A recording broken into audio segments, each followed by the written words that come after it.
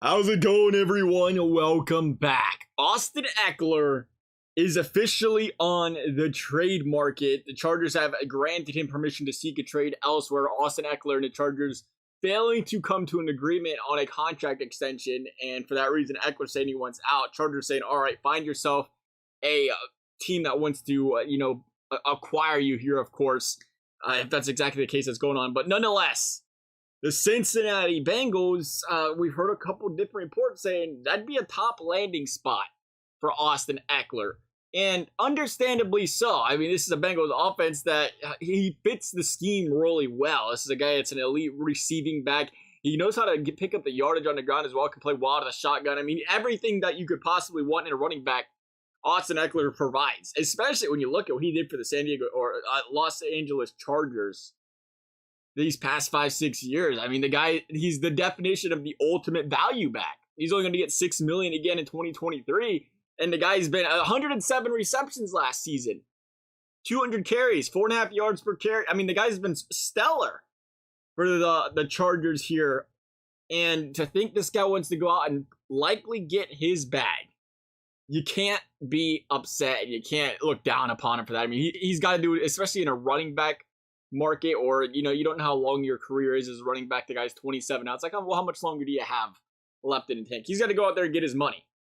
And for that reason alone, you stop and think, as the Bengals, like a top landing spot the Bengals are, but is it a top acquisition the Bengals should be making? And I think that's where you say, all right, love me some Austin Ekeler as much as anybody, but we better pump the brakes here, because I think this is a guy that, and somebody's gonna pay him 12 to 15 million a year for 3-4 years. And again, they're cutting bait with Joe Mixon because, well, he's not worth the contract, first of all. No, it's not a good comparison.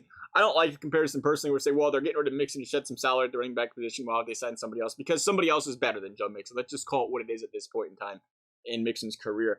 But I don't think the Bengals will want to spend money at the running back position when they can spend it other places. And then again, though, we'll see what happens at free agency here. If they're going to go out and sign some players, they might have some money to spend, but I don't think that's the direction Bengals want to go. I don't think that's the smart direction to go.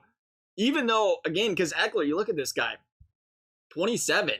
You worry about gas in a tank for a running back. This guy's got 800 carries, 300 some receptions. I mean, he's just around that 1,100, 1,200 touches mark in his career at 27, which is very, very low for a running back, a premier running back in the NFL. And for that reason, you look and say, well, a lot of teams are going to recognize that and say, this guy's got a lot left in the tank.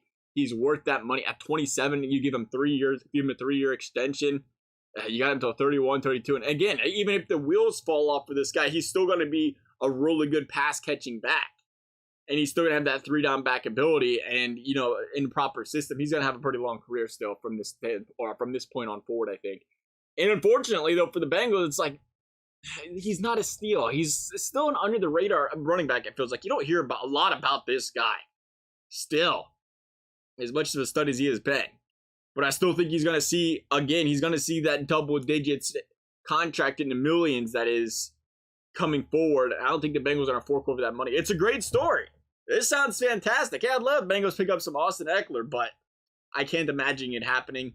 Not in a Bengals situation right now. They got so many other players to pay. If they can get, again, you get a running back through the draft or a different option there, to be tied down to an older running back. It's just something the Bengals don't do anyway in general historically, is tie themselves down to, these players 27, 28. We hear a lot about the third contract for players. The Bengals don't really jump all over that.